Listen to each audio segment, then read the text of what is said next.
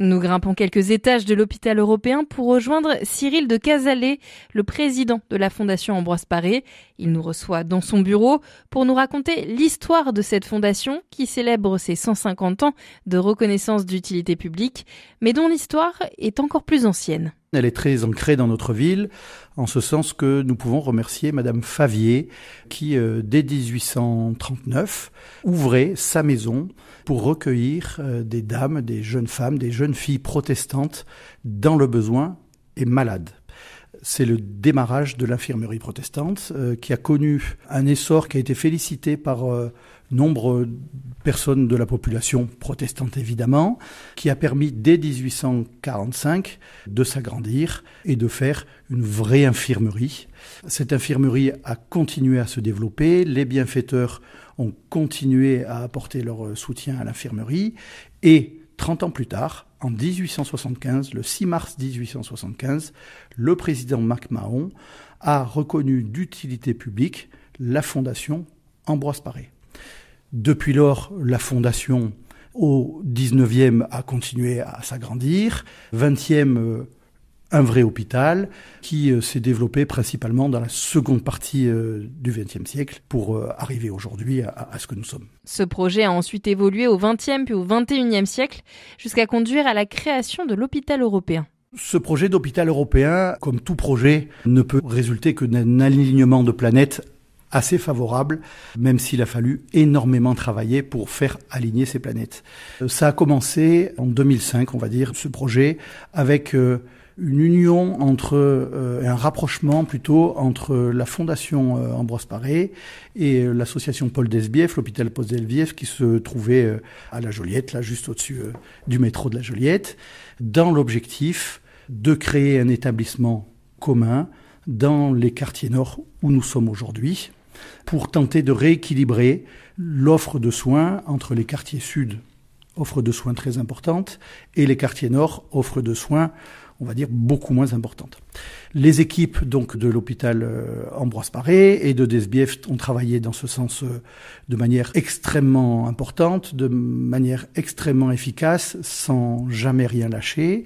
Les planètes concordant avec parallèlement un souhait de l'État, donc de l'ARS, de voir aussi effectivement ces quartiers nord bénéficier d'une offre de soins un peu plus importante. Cela a donc donné lieu à ce grand projet d'hôpital européen aujourd'hui que nous connaissons. Ce projet d'hôpital européen, d'abord il s'est fait avec les hommes. Il s'est fait principalement avec l'ancien directeur général de l'hôpital européen, les personnels de l'hôpital d'Esbièvre évidemment aussi, l'aide de la commune, l'aide du département, l'aide de la région et l'aide de l'État aussi, puisque dans le cadre du plan hôpital de l'époque, le ministère de la Santé nous a fait allouer une dotation de 50 millions d'euros.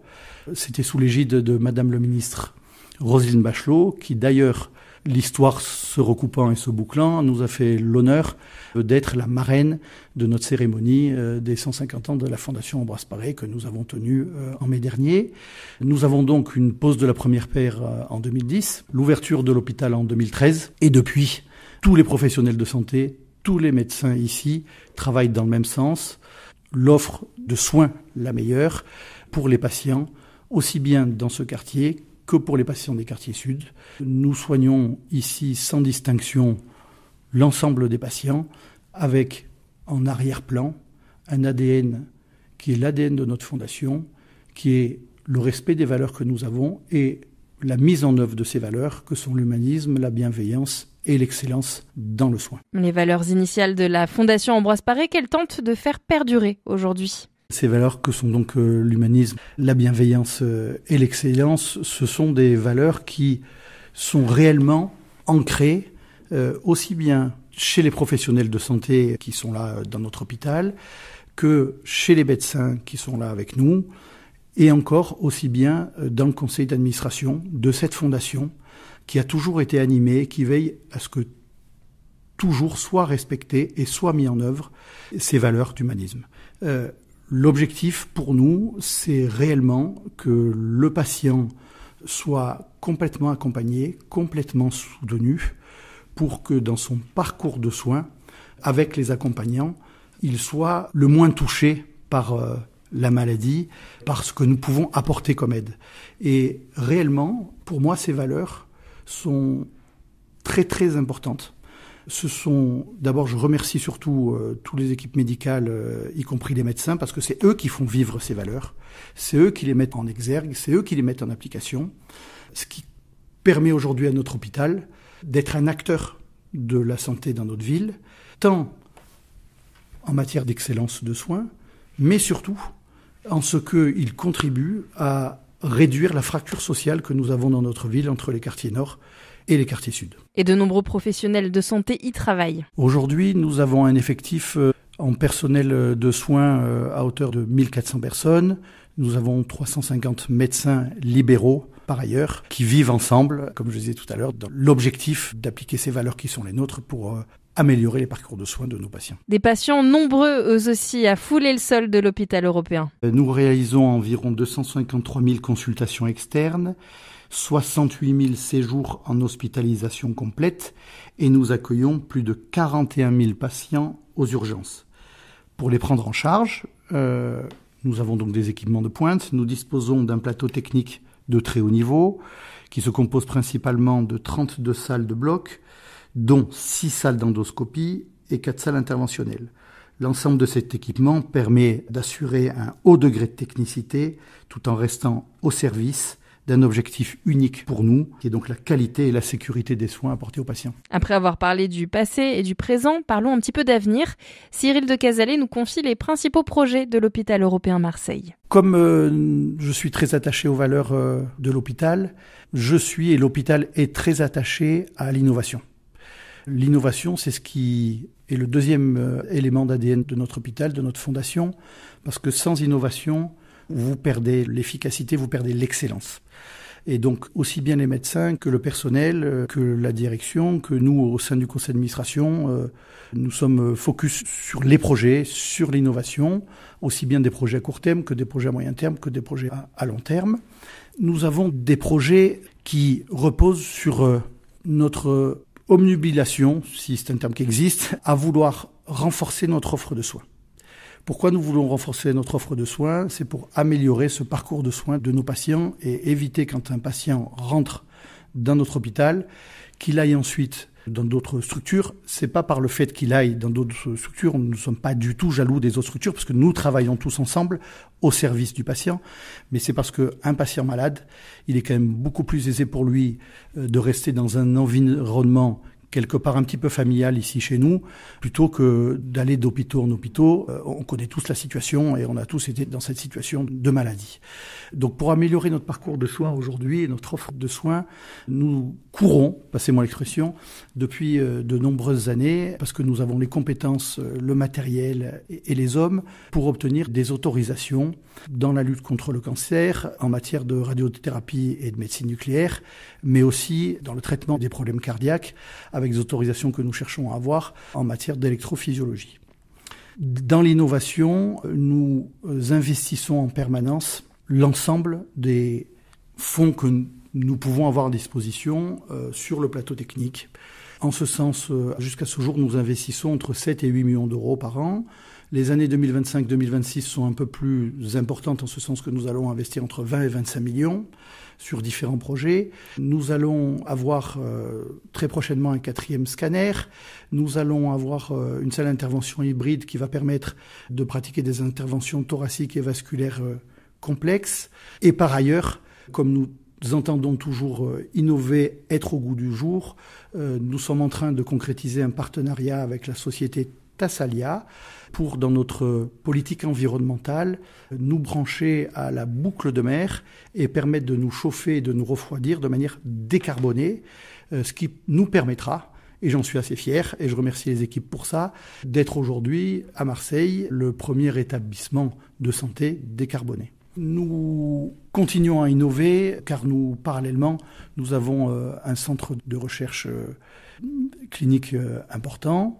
Nous avons parallèlement, dans cette cité de la santé que nous avons réussi à construire tous ensemble ici, nous avons un centre de dialyse, nous avons un laboratoire d'analyse, nous avons parallèlement des professionnels de santé qui s'agrègent autour de nous ce qui nous permet ensemble de faire des projets et de nous développer toujours au bénéfice de nos patients. La Fondation Ambroise Paré peut être soutenue par des dons et voici ce qu'ils servent à financer.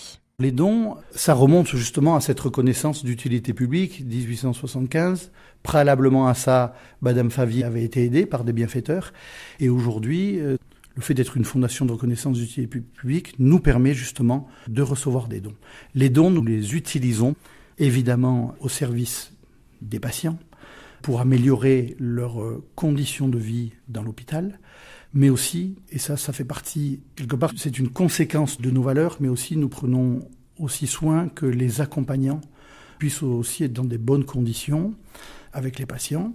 Et on sait bien que quand un patient est malade, la famille est très attentive, la famille est très impliquée, et nous essayons de construire un parcours pour la famille pour qu'elle soit tenue au courant et qu'elle soit dans des conditions agréables en termes de communication, c'est surtout le plus important, et de bienveillance à leur égard, tout comme à celle des patients. Pour cela, nos dons servent aussi à améliorer les conditions de travail de notre personnel de santé, parce que, comme je vous le disais ici, nous sommes attachés au principe de la famille. Et donc, nous voulons que notre personnel de santé se sente bien dans ses conditions de travail. Nous investissons donc en ce sens. Nos dons servent aussi à investir pour l'innovation technologique. Je vous le disais, l'amélioration de notre plateau technique sans cesse. Et aussi, encore, le dernier pan de l'utilisation de nos dons, c'est notre recherche clinique en permanence pour l'innovation, pour rester à la pointe, pour permettre aux patients d'être le mieux soignés et dans les meilleures conditions. 150 ans de déclaration d'utilité publique pour cette fondation Ambroise Paré. Et voici ce que souhaite Cyril de Cazalet à l'hôpital européen et à sa fondation pour les 150 prochaines années justement. Je souhaite d'abord qu'il puisse vivre autant de choses et avoir autant d'évolutions, dans le bon sens du terme, que nous avons pu avoir pendant ces 150 premières années. Je souhaite que, et j'en suis un grand partisan et j'y veille à ce que nos valeurs continuent à être mises en œuvre dans ce quartier, cette ville dans laquelle je souhaite que nous restions ancrés. Je souhaite encore que, et c'est un peu le leitmotiv de notre interview parce que ce sont vraiment les principes et les valeurs auxquels nous sommes attachés, je souhaite que le patient reste toujours et encore l'axe principal de nos préoccupations en apportant une amélioration sans cesse de la qualité de soins et du parcours médical que nous mettrons en œuvre de manière la plus efficace et dans l'excellence la plus ultime en continuant encore et toujours à avoir des projets et à innover. Tout cela au service de la population marseillaise. Cyril de Cazalet, président de la Fondation Ambroise Paré à Marseille.